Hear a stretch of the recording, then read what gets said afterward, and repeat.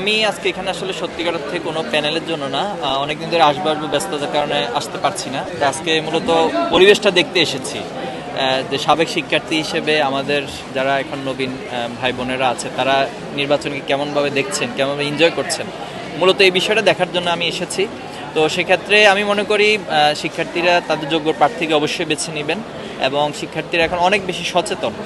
জগন্নাথ বিশ্ববিদ্যালয় ঢাকার বুকে, পুরান ঢাকার বুকে গুরুত্বপূর্ণ একটা পজিশন, অনেক ইতিহাস ঐতিহ্য লালন করে। তো এখানকার শিক্ষার্থীরা তারা তাদের যোগ্য প্রার্থীকে খুঁজে নেবে। আমি মনে করি যেই জিতবে, জগন্নাথ বা জবিয়ানরা জিততে যাবে এবং তারা সবার হয়ে উঠবে, সবার হয়ে কাজ করবে। অনেক প্রার্থীদের সাথে, অনেক প্যানেলের প্রার্থীর সাথে ইতিমধ্যে আমার দেখা হয়েছে, কথা বলেছি। তো তারাই সেই আশাই প্রত্যাশা ব্যক্ত করেছেন, আমিও তাদের কাছে সেই প্রত্যাশা ব্যক্ত করি যেই জিতবে যেন সেটা সবার বিজয় হিসেবে আমরা উদযাপন করতে পারি।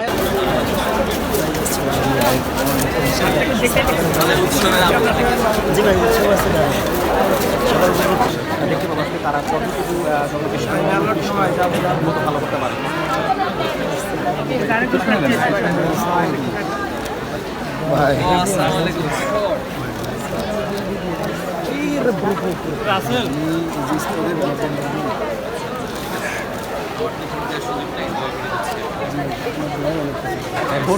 সুযোগ পেলে কাকে ভোট দিতেন?